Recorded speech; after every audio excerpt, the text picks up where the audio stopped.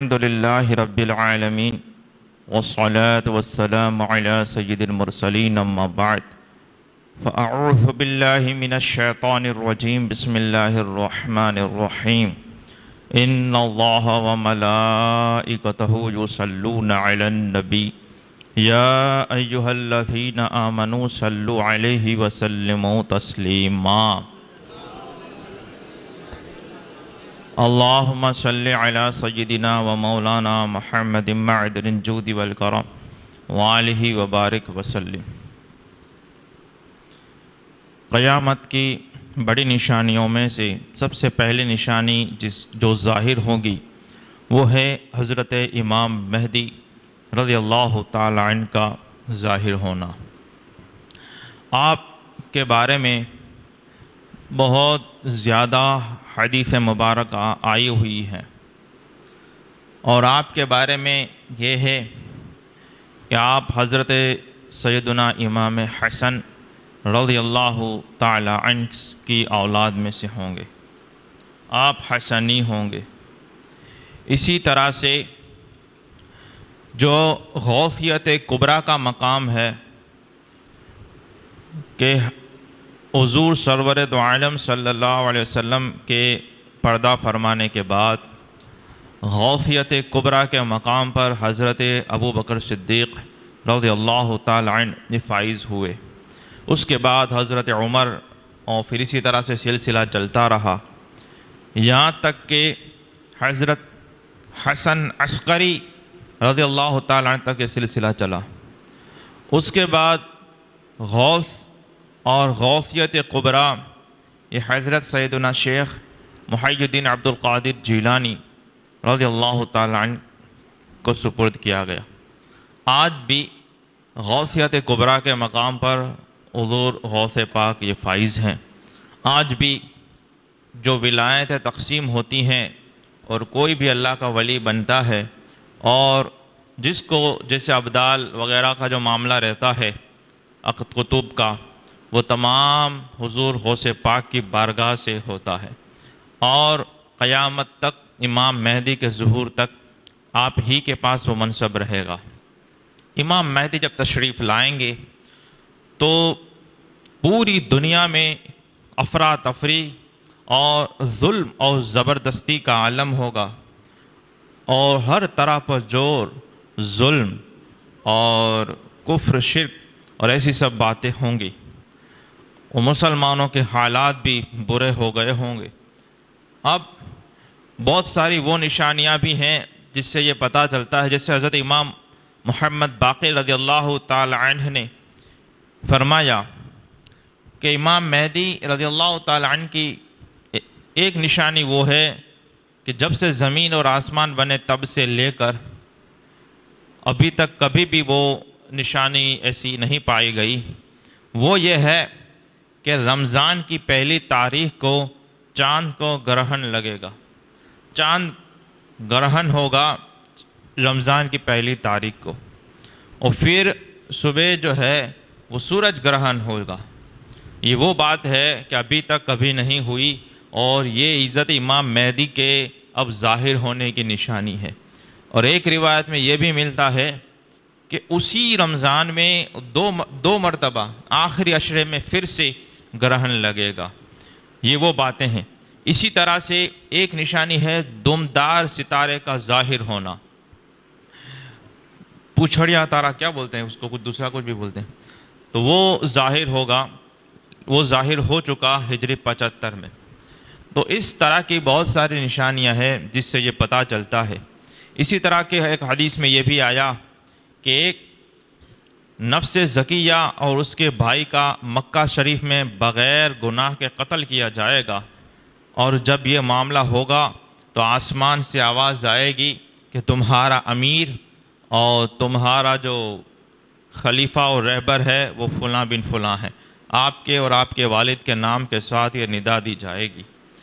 یہ حضرت جبریل علیہ السلام کی آواز ہوگی، اور اس طرح سے لوگوں کو یہ بیان کیا جائے گا، اور پوری دنیا کے لوگ اپنی اپنی زبان میں اس کو سنیں گے، اور اس طرح سے بیعت وغیرہ کا سلسلہ بھی ہوگا۔ وہ سب ہم نے سماعت کیا۔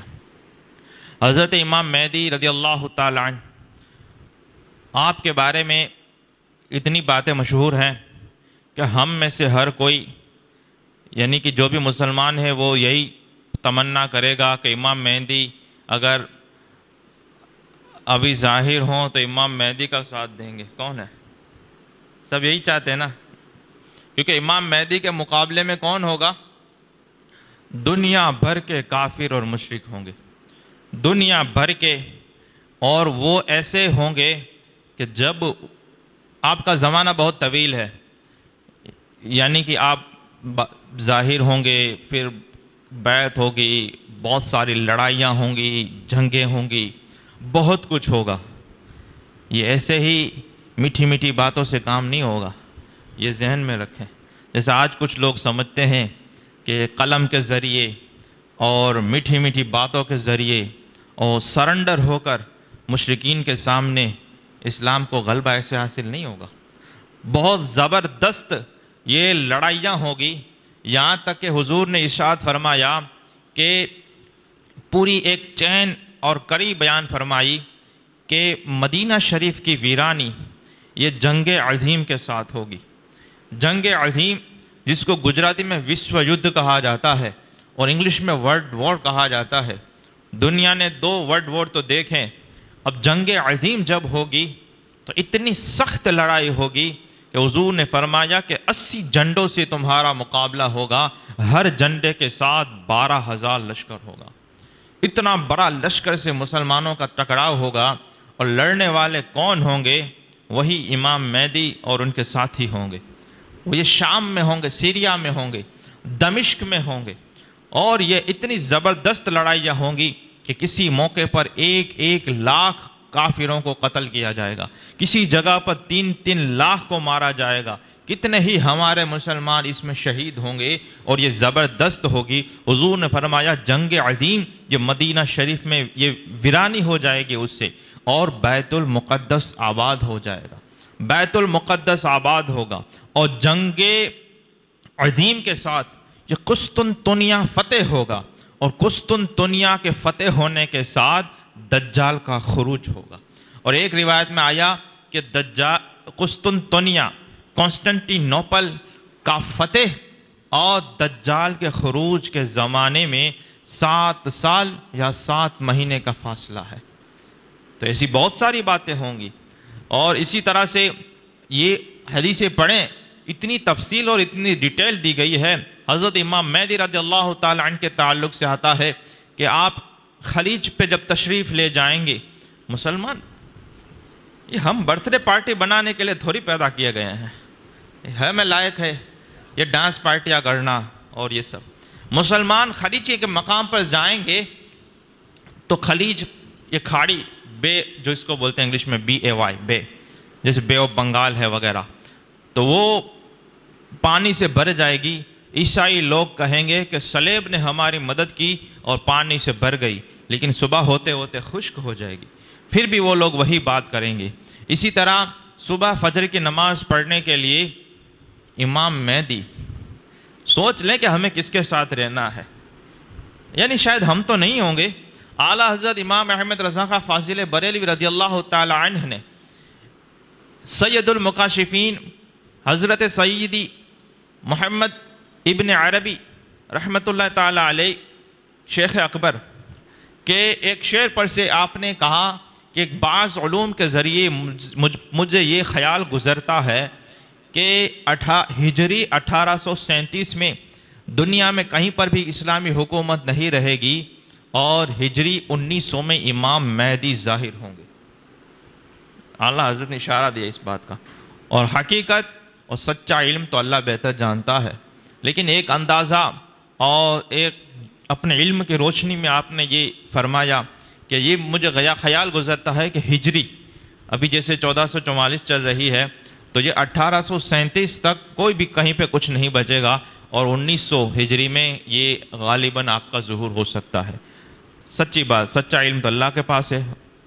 اب دیکھیں تو یہ چیزیں ہوں گی۔ اب ہم تو شاید نہیں ہوں گے، لیکن کتنے لوگ ہیں جو چاہیں گے کہ اب مقابلہ تو ہونا ہے، جنگ عظیم تو ہونی ہے، لڑائیاں تو ہونی ہے، اور حضرت امام مہدی یہ کی وہ شان بیان کی گئی حدیث میں جو ابھی تک کسی کو وہ میسر نہیں ہوئی، یہاں تک کہ حضور کے زمانے کے بعد سے لے کر، یعنی کہ آپ کے وصال سے لے کر ابھی تک، جب تک امام مہدی ظاہر نہیں ہوتے، یہ مسلمان ان کے انتظار میں ہیں۔ ہر مسلمان یہ ان کو پتہ ہے کہ یہ ہوں گے ظاہر، اور کئی تو وہ ہیں جنہوں نے اپنے آپ کو امام مہدی منوا لیا، یعنی یہ کہنے لگے کہ ہم امام مہدی ہیں، اب دین کا کچھ کام کر لیتے ہیں چھوٹا، وہ دو چار لوگ اچھے نیک بن جاتے تو وہ سمجھتے کہ ہم ہیں، اور پھر دعوے بھی کیے ہیں کئی سارے، اس کی لمبی لسٹ ہے۔ ہندوستان میں بھی کئی لوگ ایسے گزرے ہیں جنہوں نے اپنے آپ کو امام مہدی کہا، اور کئی سارے آج بھی ہیں زندہ جو اپنے آپ کو امام مہدی کہلواتے ہیں، اور ان کو ماننے والے بھی لوگ ہیں جو کہتے ہیں کہ امام مہدی ہیں، حالانکہ امام مہدی کے کام جو ہیں وہ دیکھیں گے تو پتہ چلے گا کہ یہ تو جو کر رہے ہیں وہ تو کچھ اور ہی لوگ ہیں، یہ تو شیطان نظر آتے ہیں۔ لیکن امام مہدی یہ وہ شخصیت ہے کہ جب آپ تشریف لائیں گے تو پوری دنیا میں ایک ہی مذہب اور ایک ہی دین بچے گا، اسلام۔ اور جتنے بھی فرقے والے ہیں ادھر ادھر جو الگ الگ گروہ میں بٹ گئے کلمہ پڑھنے کے بعد بھی، ایک قرآن کو ماننے کے بعد بھی، سب نے اپنا اپنا الگ عقیدہ بنا لیا، اور کچھ وہ ہیں جن وہ صحابہ اور رسول پاک کے دیے ہوئے دین پر اور عقیدے پر ثابت قدم ہے۔ امام مہدی آئیں گے وہ سب بھی ایک ہی ہو جائیں گے۔ کیوں کہ جو بھی غلط ہوگا، جو بھی باطل ہوگا، پہلے سے ہی کافر مشرک ہو، امام مہدی اس کا بھی خاتمہ کریں گے، اور جو بد مذہب ہے، منافق طرح کے لوگ ہیں اور نئے نئے دین میں عقیدے نکالنے والے ہیں، بری بری بدعتوں کو نکالنے والے ہیں، امام مہدی ان تمام کا خاتمہ کریں گے۔ اور وہی حضور فرماتے ہیں کہ وہ رسول پاک صلی اللہ علیہ وسلم کے قدم سے قدم ملا کر ان کی پیروی کریں گے کہ ذرہ برابر بھی ان سے خطا نہیں ہوگی۔ یہ وہ ہوں گے امام مہدی۔ تو پھر لڑائی تو ہونی ہے، دو گروہ تو ہونے ہیں، ایک طرف امام مہدی کا گروہ ہوگا، دوسری طرف سارے باطل لوگوں کا، جس میں کلمہ پڑھنے والے بھی آ گئے، جو کلمہ پڑھنے کے بعد بھی، یعنی ظاہر میں زبان سے تو کلمہ پڑھ رہے ہوں گے، لیکن جیسے ابھی ہیں بہت سارے فرقے والے ہیں، ایک آدمی کسی ایک گروہ کسی بات کو ایمان کہتا ہے، دوسرا کہتا ہے یہ کفر ہے، ایک کہتا ہے یہ جائز ہے، دوسرا اس کو شرک کہتا ہے۔ اب ایک ہی چیز شرک اور کفر بھی ہو اور ایمان کا حصہ بھی ہو، دونوں تو نہیں ہو سکتا نا، دونوں میں سے ایک ہی صحیح ہوگا۔ جائز ناجائز تک تو سمجھ میں آتا ہے کہ شاید کسی کے نزدیک یہ جائز ہے کسی دلیل کی بنیاد پر، کوئی کہتا ہے کہ ناجائز ہے، یعنی کوئی فروعی مسائل میں یہاں تک تو سمجھ میں آتا ہے کہ شاید جس کے جو سمجھ میں آیا۔ لیکن ایک آدمی بالکل ایک بات کو کہتا ہے کہ اگر یہ کرو گے تو اسلام سے ہی نکل جاؤ گے، اور دوسرا کہتا ہے کہ نہیں کوئی حرج نہیں کرے، تو پھر ثابت ہوا نا کہ دونوں میں سے ایک ہی صحیح ہے، ایک ہی سچا ہوگا، دونوں تو پھر نہیں ہو سکتے۔ امام مہدی آئیں گے تو دودھ کا دودھ اور پانی کا پانی ہو جائے گا۔ اس وقت جو بچے گا، اور پھر ابھی میں وہ عقائد اور وہ کیا کیا باتیں کریں گے وہ میں بیان نہیں کرتا، ورنہ آپ کو ثابت ہو جائے گا کہ اہل سنت والجماعت ہی حق پر ہے۔ اسی طرح سے شیعہ اور رافضیوں کا عقیدہ ہے کہ امام مہدی پیدا ہو چکے، وہ حضرت امام حسن عسکری رضی اللہ عنہ کے بیٹے کو وہ امام مہدی سمجھتے ہیں، ایک پورا ان کا فرقہ ہے، ایک گروہ ہے، اور وہ کہتے ہیں اس کو امام غائب بھی کہتے ہیں، کہ وہ ایک وقت آیا تو آپ غائب ہو گئے، اور ان کے پاس اتنا گندا عقیدہ رکھتے ہیں، وہ کہتے ہیں کہ ابھی جو ہمارے پاس قرآن شریف ہے یہ موڈیفائی کیا ہوا ہے، اصل قرآن شریف امام مہدی لے کے چلے گئے اور غار میں چھپ گئے ہیں، قیامت کے قریب نکلیں گے تو اپنا اوریجنل قرآن شریف لے کر آئیں گے، اور اس میں 40 پارے ہیں۔ یہ کہتے ہیں کہ قرآن شریف کے 40 پارے ہیں، اور جب حضرت ابو بکر، حضرت عمر، حضرت عثمان غنی، بلکہ کئی شیعہ رافضی لوگ وہ ہیں، یہ جو لوگ اہل بیت سے محبت کی باتیں کرتے ہیں نا، سنی دھوکہ کھا جاتے ہیں، بولے کیسا حضرت علی سے محبت کی باتیں کرتا ہے، کیا اہل بیت کی باتیں، حضرت امام حسن حسین پہ تو جان قربان کرے گا۔ ارے اہل بیت کا نام لے کر یہ تم کو کفر سکھا رہا ہے۔ اللہ تعالیٰ قرآن میں ارشاد فرماتے ہیں نحن نزلنا الذکر وَإِنَّا لَهُ لَحَافِظُونَ کہ ہم ہی نے قرآن کو نازل فرمایا اور اس کی حفاظت کرنے والے ہم ہی ہیں۔ جب حفاظت اللہ کر رہا ہے تو یہ 30 پارے غائب کون کر سکتا ہے؟ ایک مرتبہ سنی اور رافضی کے درمیان مناظرہ ہوا اسی بات کو لے کر۔ اس نے کہا کہ یہ قرآن تو حضرت عثمان کی ڈائری ہے، وہ تو جو جی میں آیا لکھا، پر قرآن میں سورہ علی بھی تھی، سورہ فاطمہ بھی تھی، سورہ حسن بھی تھی، سورہ حسین بھی تھی، وہ سب صورتیں تھیں۔ جب ان کے یہ 3 خلیفہ آئے تو انہوں نے اس میں سے وہ سب کو غائب کر دیا، پورا 10 پارے جو اہل بیت کی شان میں تھے اس کو نکال دیا اور 30 پارے بچے، اور وہ امام مہدی لے کے چلے گئے۔ بولے اچھا، اب سنی تو پھر سنی ہوتا ہے، اللہ جس کو بصیرت دیتا ہے وہ دلیلیں بھی ایسی دیتا ہے۔ اس نے کہا میں سورہ فاتحہ پڑھتا ہوں، اب آپ سنیں۔ اب وہ پڑھنے لگا الحمدللہ، اب مجمع غلطی نکالنے لگا، کہنے لگا ارے دیکھو اس کو قرآن پڑھنا بھی نہیں آتا، اس کو سورہ فاتحہ پڑھنی بھی نہیں آتی، آپ بھی غلطی پکڑ لیے۔ الحمدی پڑھا تو آپ نے غلطی پکڑ لی نا، کیا غلط ہے اس میں؟ دی پڑھا ہے نا، تو بولے کیا غلط ہے؟ بولے الحمدی پڑھ رہا ہے تو، جبکہ الحمدو ہے۔ بولے شرم نہیں آتی؟ آج 1300 سال کے بعد اگر دال پر پیش کی جگہ پہ میں زیر پڑھتا ہوں تو ایک عام مسلمان بھی میری غلطی پکڑ کے ٹوک لیتا ہے، اور صحابہ کے کرام کے زمانے میں 10 پارے غائب کر دیے گئے، کوئی بولنے والا نہ ہو۔ اور پھر غائب ہو گئے وہ تو ہو گئے، لیکن جب حضرت امیر المومنین مولا علی مشکل کشا خلیفہ بنے، 4 سال تک خلیفہ رہے، تو انہوں نے بھی اصلاح نہیں کی، انہوں نے بھی وہ 10 پارے کو نہیں لایا کہ اہل بیت کی شان میں ہے۔ بولے کچھ شرم کرو، کچھ حیا کرو، مکر و ریاض سے کام نہ لو، یا اسلام پہ چلنا سیکھو یا اسلام کا نام نہ لو۔ آئی بات سمجھ میں آپ کو؟ تو یہ لوگ، ایسے لوگ موجود ہیں، ہاں موجود ہیں، یہ مانتے ہیں یہ، اور اپنا ظاہر اہل بیت کی محبت دکھاتے ہیں۔ اب سنی کہتا ہے واہ سبحان اللہ یار کیسی محبت کرتا ہے، لیکن وہ محبت کے نام پر دوسرا کتنا کفر سکھا رہا ہے، کتنی غلیظ و ناپاک باتیں سکھا رہا ہے کہ قرآن کے بارے میں آج بھی اگر جیسے میں نے ابھی آپ کو سنایا، اس میں سے کئی تو وہ لوگ ہوں گے جس کو دیکھ کے قرآن پڑھنا بھی نہیں آتا، دیکھ کے بھی نہیں پڑھ سکتے، لیکن جیسا ہی الحمدو کی جگہ پر الحمدی پڑھا، وہ بھی بچپن سے سن رہے، کہیں گے نہیں یہاں پہ کچھ اور پڑھا جا رہا ہے۔ مجھے بتاؤ 1400 سال کے بعد جس قرآن کی حفاظت ایسی ہو کہ جس کو دیکھ کے پڑھنا نہ آئے وہ بھی غلطی پکڑ لیتا ہو، اور اس اچھے بہترین زمانے میں اس طرح کے کوئی غلط گڑبڑ کر سکتا ہے؟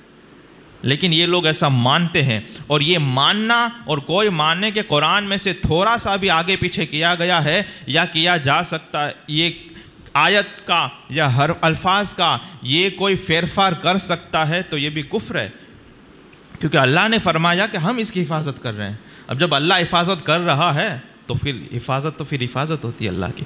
خیر، تو ایسے لوگ ہوں گے۔ اب یہ 2 ہی لوگ ہوں گے وہاں پر، ایک طرف امام مہدی اور ایک طرف سارے کافر مشرک بد عقیدہ بد مذہب۔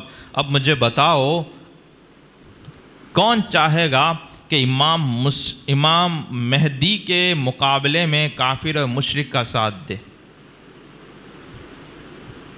ہر یہی تمنا کرے گا نا کہ امام مہدی کا ساتھ دیں۔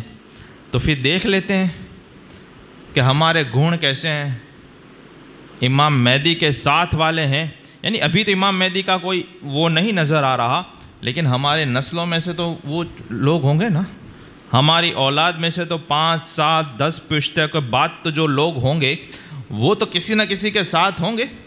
جیسے امام مہدی ایک لشکر ہندوستان کی طرف بھی روانہ کریں گے، اور جب ہندوستان کی طرف روانہ کریں گے تو یہاں کے راجے ماڑے جی اور یہاں کے جو حکومت کرنے والے ہوں گے وہ امام مہدی کو سرنڈر کریں گے، وہ اپنے خزانے یہ کھول دیں گے، اور یہ سب خزانے سے یہ بیت المقدس کو سجایا دھجایا جائے گا، وہاں پر مسجد اقصیٰ کو سمانا جائے گا، کیونکہ پھر پوری دنیا میں ایک ہی حکومت ہوگی اور پوری دنیا کا ایک ہی بادشاہ ہو، پوری دنیا کا ایک ہی یہ حکمران ہو۔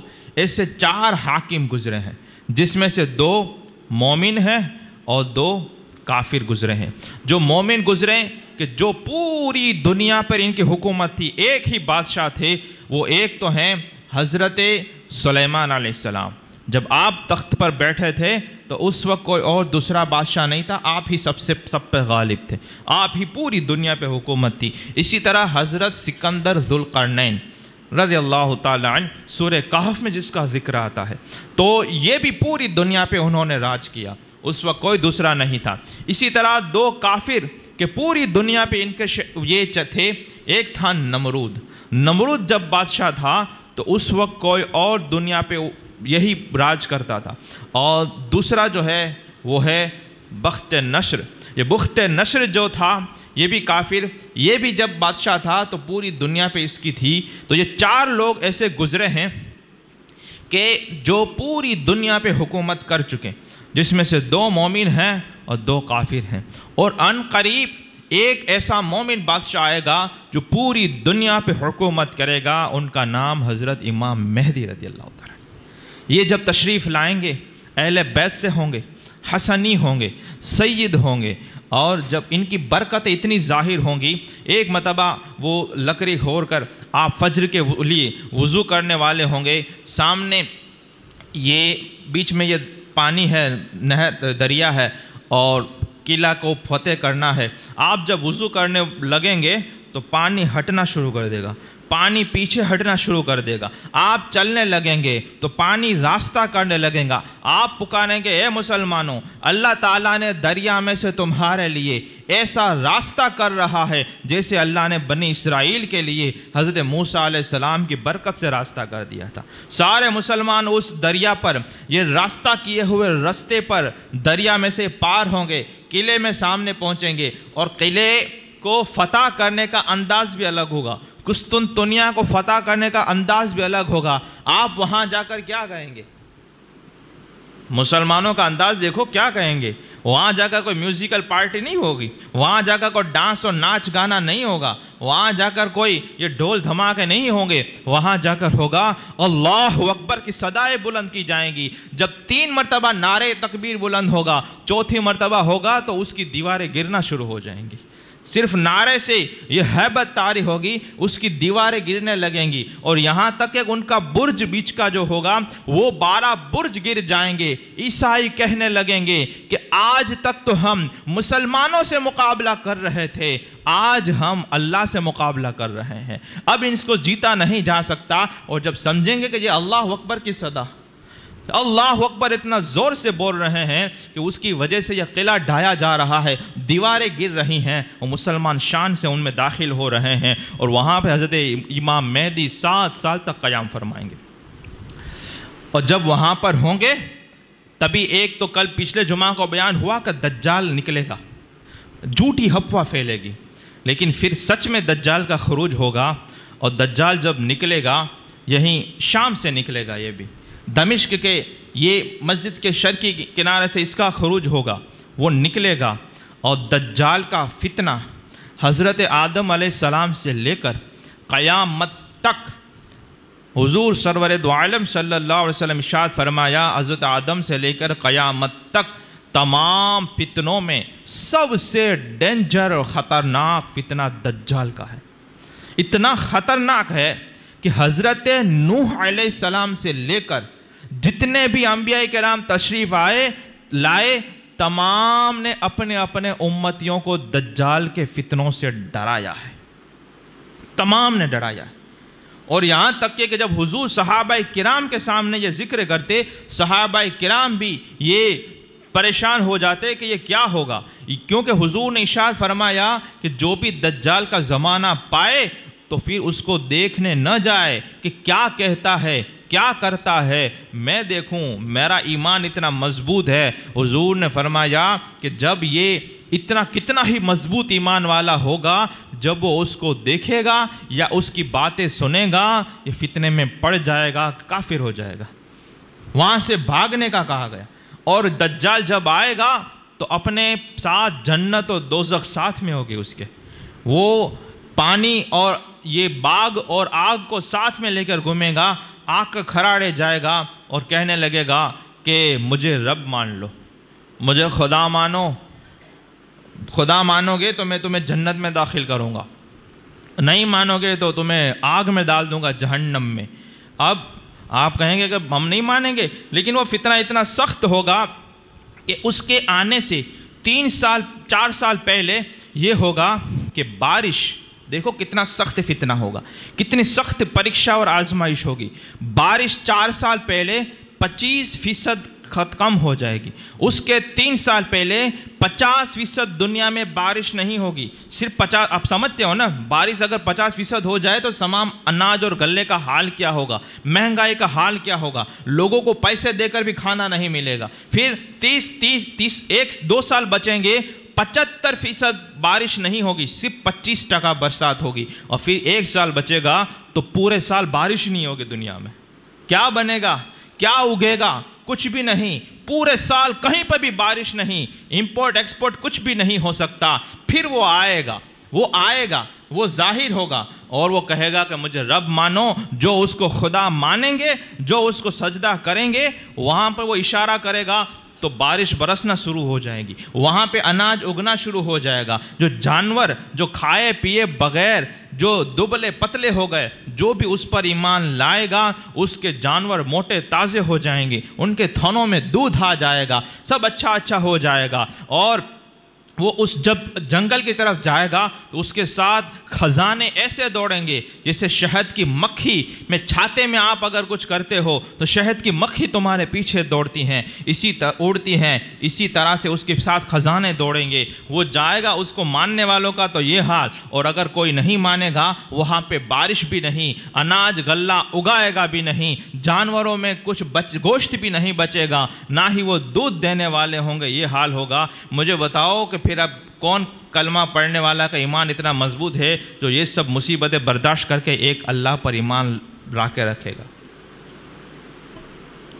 آج تو ایک موبائل کے لوگ ایمان بیچ رہے ہیں، آدھی چائے پہ لوگ ایمان کو فروخت کر رہے ہیں۔ اتنا سخت فتنہ ہوگا۔ صحابہ کرام نے عرض کیا، یا رسول اللہ پھر مسلمان کا کیا ہوگا، کیسے کھائیں گے پیئیں گے؟ بولے تسبیح پڑھنا ہی ان کی غذا ہو جائے گی۔ سبحان اللہ، الحمدللہ، اللہ اکبر، لا الہ الا اللہ جب پڑھیں گے تو جیسے فرشتوں کو تسبیح پڑھ کے ان کو بھوک نہیں لگتی، ان کی غذا مکمل ہو جاتی ہے، ان کو ضرورت ہی نہیں پڑتی، اسی طرح جو ایمان پہ ڈٹے رہیں گے تو تسبیح ہی ان کا یہ کھانا ہو جائے گا اور ان کو پھر ضرورت نہیں پڑے گی، لیکن پہلے اس مرحلے سے گزرنا پڑے گا۔ اور پھر اسی طرح سے جب وہ آئے گا تو وہ صحابہ کرام نے کہا، یا رسول اللہ وہ کتنا دن ٹھہرے گا؟ کہاں صرف 40 دن، لیکن اس کا پہلا دن 1 سال کے برابر ہوگا، وہ سورج کو روک دے گا، 1 سال کے برابر ہوگا، دوسرا دن 1 مہینے کے برابر ہوگا، تیسرا دن 1 ہفتے کے برابر ہوگا، اور چوتھے دن سے جو نارمل 24 گھنٹے والے دن ہوں گے وہ والے دن ہوں گے، پوری دنیا کو گھومے گا، سفید بہت سخت سفید گدھا ہوگا، جو اس کے گدھے کے 2 کان کے درمیان یہ 40 ہاتھ کا فاصلہ ہوگا، اور اس کا 1 قدم سے دوسرا قدم وہاں ہوگا جہاں تک آدمی کی نظر پہنچتی ہے۔ اتنا تیز رفتار سے یہ دجال نکلے گا، خدائی کا دعویٰ کرے گا، لیکن اس کی 1 آنکھ کانی ہوگی، 1 آنکھ سے دیکھے گا، گھنگریالے بال ہوں گے، وہ موٹا ہوگا، اور اس طرح کی اور بھی نشانیاں اس کی ہیں، حلیہ میں انشاءاللہ بعد میں بھی بیان کروں گا۔ تو یہ دجال نکلے گا۔ اب ایک طرف تو یہ ہے، ایک طرف امام مہدی ہے، مجھے بتاؤ کس کا ساتھ دو گے آپ؟ بولنے سے کام چلتا ہے، صرف بولنے سے کام تھوڑی چلتا ہے، عمل بھی تو دیکھیں۔ آج جو کچھ ہو رہا ہے آپ کیا کر رہے ہیں؟ پھر امام مہدی والے کام کر رہے ہیں کہ پھر دجال تو پھر جب آ کے سامنے کھڑا رہے گا تو اس وقت تو کیا حال ہوگا۔ اور صحابہ کرام کا ایمان دیکھیں، جب انہوں نے سنا کہ ایک دن اس کا 1 سال کے برابر ہوگا تو سوال کیا پتہ ہے؟ صحابہ کرام نے کہا، یا رسول اللہ اس وقت ہمیں نمازیں 1 دن کے اعتبار سے پڑھنی ہے کہ 1 سال کے اعتبار سے پڑھنی ہوگی؟ یعنی 1 دن اگر 1 سال کے برابر ہے تو صرف 5 نمازیں ہی پڑھنی ہے کہ پھر پورے سال کا حساب لگا کر؟ اور کیسے ہم حساب لگائیں گے جب وہ سورج کو روک لے گا؟ حضور نے ارشاد فرمایا کہ تم اپنے حساب سے حساب کر لینا اپنے اعتبار سے، اور پورے سال کے اعتبار سے نمازیں پڑھنی ہیں. ان کو فکر نماز کی تھی. اور آج جو فجر میں نہیں ہوتا، ظہر میں نہیں ہوتا، عشاء میں نہیں ہوتا، وہ کہ امام مہدی کے ساتھ ہوگا؟ ہیں؟ آج جو گھروں میں جو بت بنائے گئے ہیں، بتوں کو جو رکھا گیا ہے جن میں ننگا ناچ ہوتا ہے، شاید وہ تو حرام ہو، لیکن وہ جو کفریات بکے جاتے ہیں، جو وہ سامنے بت جو رکھا ہے، مال بڑھتا ہے تو چھوٹے میں سے بڑے اسکرین والا ٹی وی آ جاتا ہے. یہ امام مہدی کے ساتھ ہوں گے، ان کی نسل امام مہدی کے ساتھ ہوں گی. یہ بھی ایک فتنہ ہی ہے نا. موبائل ہو، ٹی وی ہو، اور یہ جو بھی فنکشن ہوتے ہیں، یہ سب ایک فتنہ اور آزمائش ہے. مال بھی ایک فتنہ ہے، اولاد بھی ایک فتنہ ہے. اب جب آدمی اسی میں پھیل ہو جاتا ہے تو اس کی نسل دجال کا فتنے کا مقابلہ کیسے کر پائیں گی؟ وہ امام مہدی کا ساتھ کیسے دے پائیں گی؟ اگر آپ اس بارے میں کریں تو ضرور کچھ سوچا کریں. آج اگر آپ چاہتے ہیں کہ آپ کے بچے مسلمان ہی رہیں تو اس کے لیے آپ کو ہی کچھ کرنا پڑے گا. آپ کہتے ہیں وہ نہیں کرتا، اس کو وہ کرنا چاہیے، اس کو وہ کرنا چاہیے. نہیں، آپ سوچیں کہ مجھ سے کیا ہو سکتا ہے. مجھے بتاؤ، آج مسلمان بچے اور بچیوں کو کافر بنانے کی کوششیں کی جا رہی ہے کہ نہیں کی جا رہی؟ بولو. پلاننگ آپ سب دیکھ رہے ہیں کیا؟ کچھ غلط بول رہا ہوں میں کچھ راز کی اور چھپی چھپائی بات بول رہا ہوں؟ کیا آج اسکولوں میں ایسا فنکشن فرضیات نہیں کیے جا رہے ہیں جس میں کفر و شرک لازم آتا ہے؟ کوئی اندھا تو نہیں ہے نا، سب دیکھ رہے ہیں. تو کیا دشمن ہمارے ایمان کو چھیننے کے لیے، ہماری اولاد کو کافر اور مشرک بنانے کے لیے بھرپور زوردار تیاری کے ساتھ یہ حملہ کر رہا ہے؟ تو ہم سب کیا کر رہے ہیں؟ آپ سب کیا کر رہے ہیں؟ برتھ ڈے پارٹیاں منا رہے ہو. کیا ہم برتھ ڈے پارٹی منانے جیسے ہیں؟ اور بنانے میں کیا بناتے ہیں؟ میں نے سنا کہ چھوٹے چھوٹے بچے اور بچیوں کو جو ابھی 3, 4, 5 سال کے ہیں، اس کو برتھ ڈے میں 4-5 گھنٹے کے لیے پہننے کے لیے 10-10, 15-15 ہزار، 20-20 ہزار کے کپڑے پہنائے جاتے ہیں. ارے تم جن بچوں کے برتھ ڈے مناتے ہو، تمہارے پوتے اور نواسے یہ لا الہ الا اللہ محمد رسول اللہ پڑھنے والے بھی نہیں رہیں گے. پھر ختم قادریہ اور ختم غوثیہ نہیں پڑھے گا کوئی، پھر ہنومان چالیسہ پڑھے گا. پھر یا رسول اللہ المدد کوئی نہیں بولے گا. پھر ادھر ادھر کسی کی جے وجے پکارے گا وہ. پھر اگر آپ سمجھ سکو تو سمجھو. اگر رب کی بارگاہ میں اگر نہیں جھکا سکتے، میں کہتا ہوں کہ آج ہمارے پاس ایجوکیشن سسٹم کیوں نہیں ہے؟ اسکول کیوں نہیں بنا دے تم لوگ؟ جو ضرورت پڑی، میں یہ نہیں کہتا کہ میں بنا رہا ہوں چندہ مجھے دو، مجھے نہیں چاہیے، 1 روپیہ بھی نہیں چاہیے تمہارا. تم بناؤ، پیسے تم ہی بناؤ. اور ایک جگہ پہ بنے، مور بھی اتنا بڑا ہے، اتنے بڑے الگ الگ ایریا، 10 اسکولیں بھی کم ہیں ہمارے لیے. بناؤ، پھر اس کا حساب بھی تم رکھو، اس کا پروفٹ ہو وہ بھی تم رکھو. ارے دین کی محبت میں نہیں بنا رہے، بزنس سمجھ کر ہی بنا لو، ویپار سمجھ کر ہی بنا لو. بہت پیسہ ہے اس میں بھی، بہت زیادہ پروفٹ ہے. اسکول مینجمنٹ جو ہے اس کا، یعنی کیا پڑھانا، کیسے پڑھانا، وہ انشاءاللہ میں دیکھ لوں گا. کس اسٹاف کو رکھنا، وہ انشاءاللہ میں دیکھ لوں گا. کتنی تنخواہ دینا، وہ انشاءاللہ میں دیکھ لوں گا. حساب آپ رکھو، پروفٹ آپ رکھو، شیئرنگ اس کا آپ رکھو. مجھے نہیں چاہیے کچھ، میں پیسہ نہیں مانگ رہا تم سے، اتنا بھی نہیں کر سکتے. رہی بات یہ کہ اس میں پیسہ خرچ ہوتا ہے، ہمارے پاس پیسہ نہیں ہے کیا؟ سنیوں کے پاس روپیہ نہیں ہے کیا؟ ابھی محرم شریف آئے گی، 12ویں شریف اور 11ویں شریف، صرف موربی میں سے 4 سے 5 کروڑ روپے ہم نیاز کے نام پہ خرچ کرتے ہیں کہ نہیں کرتے ہیں؟ ہوتا ہے؟ کبھی حساب کر لینا کہ 10 دنوں میں ہم لاکھوں روپے خرچ کرتے ہیں. پھر گھروں میں نیاز ہوتی ہے، مدرسوں میں نیاز ہوتی ہے، یہ مسجدوں میں نیاز ہوتی ہے. مجھے نیاز سے اعتراض نہیں ہے، آپ کرو، لیکن کون کہتا ہے کہ نیاز کا مطلب صرف کھانا پلانا ہی ہے؟ آپ اسکول کھولو، نام رکھ دو نیاز امام حسین انگلش میڈیم اسکول. امام حسین جو بھی پڑھیں گے، جو بھی ثواب ملے گا، امام حسین کو ہم تحفہ پیش کریں گے. نیاز غوث پاک کے نام پہ اسکول کھولیں، ہر ایریا میں ایک اسکول کھولیں. مسئلہ ہے کیا؟ کوئی تکلیف ہے کہ آپ پڑھائیں گے کیسے چلائیں گے وہ انشاءاللہ میں دیکھ لوں گا، وہ میں دیکھ لوں گا. پیسوں کا حساب اپنے پاس رکھو، آپ کو جو اس میں منافع ہوتا ہے وہ اپنے پاس رکھو.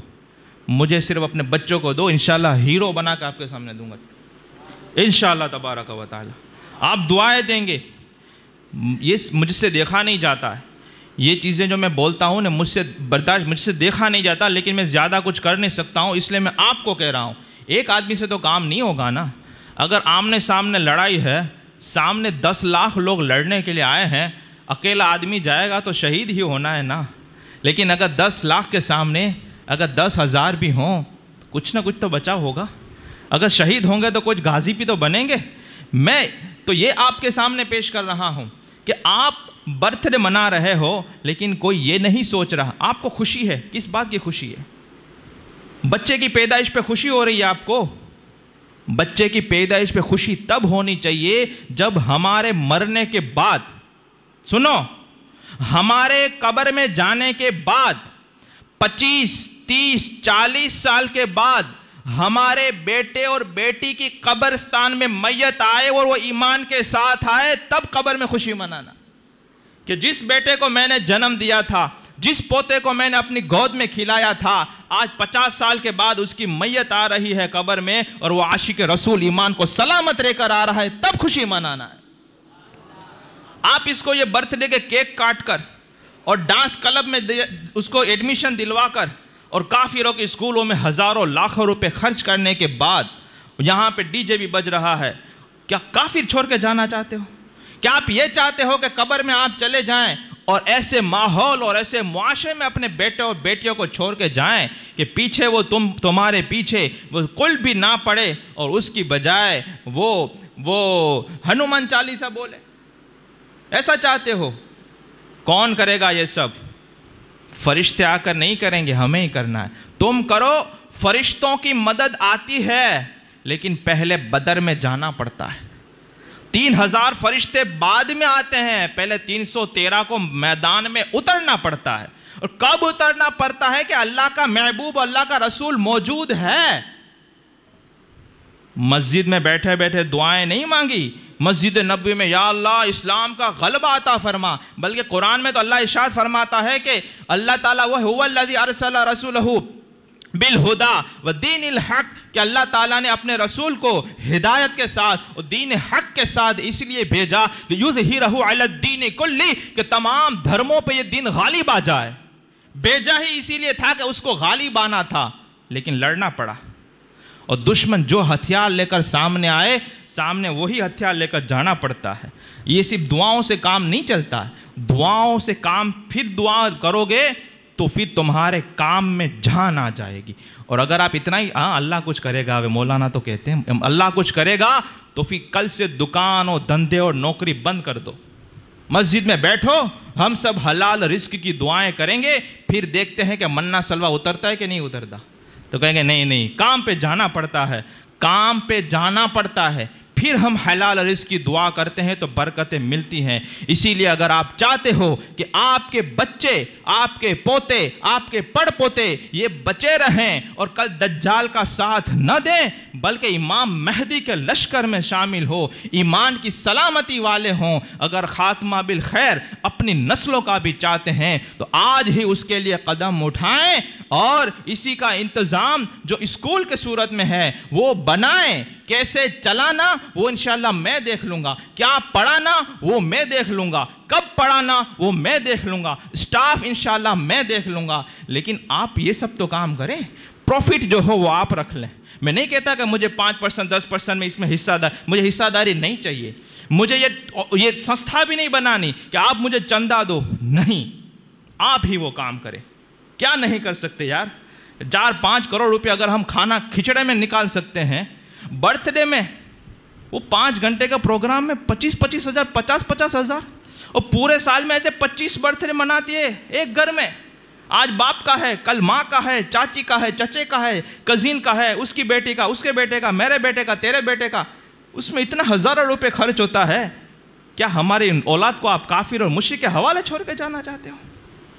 باتوں کو سمجھیں، ورنہ یہ لڑائی قیامت تک رہے گی، یہاں تک کہ امام مہدی تشریف لائیں گے، اسی میں بھی وہ لڑائی ضرور ہونی ہے، اور غالب حق الاسلام کو آنا ہے۔ اگر اسلام سے وفاداری کی محمد سے وفا، تو پھر ہم تیرے ہیں، پھر ہم تیرے ہیں۔ اور اگر محمد سے وفا نہیں کی تو یاد رکھو، مسجدوں کو ویران کر کے کسی کا بھی دھندا بچنے والا نہیں، کسی کا بھی دکان بچنے والی نہیں، کسی کا بھی مکان بچنے والا نہیں۔ جو اللہ کے گھروں کو ویران کرتے ہیں اس کے گھر کبھی آباد نہیں ہو سکتے۔ اگر ان باتوں کو سمجھ سکو تو ضرور سمجھو اور اس باتوں کو پوزیٹیولی لو۔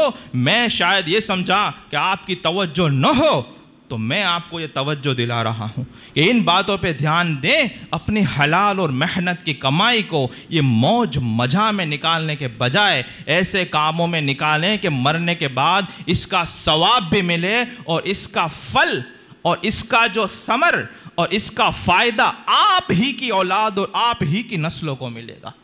اللہ تعالیٰ مجھے اور آپ کو سمجھ عطا فرمائے، اسلامی زندگی ایمانی موت نصیب فرمائے، ہمارے آنے والی نسلوں کو بھی ایمان پر ہمیں اللہ تعالیٰ استقامت عطا فرمائے۔ وقت تھوڑا زیادہ ہو گیا، لیکن یہ مجھ سے اب میں جو دیکھتا ہوں وہ مجھ سے برداشت نہیں ہوتا، میں دیکھ نہیں سکتا ہوں ایسے لوگ حرکتیں کر رہے ہیں، ایسی باتوں میں یہ توجہ دے رہے ہیں، اور یہ سب دوسرا اندھے تو کوئی ہے نہیں، سب کوئی دیکھ رہا ہے کیا ہو رہا ہے، اور سامنے بس حالات ایسے ہیں ویسے ہیں۔ اسی لیے میں معافی بھی چاہتا ہوں، 2-5 منٹ زیادہ ہو گئی، لیکن اس بات پر صرف بات نہیں کرنی، صرف یہ نہیں کہنا کہ بیان اچھا کیا ہے، اب اس پہ کام کرنا ہے۔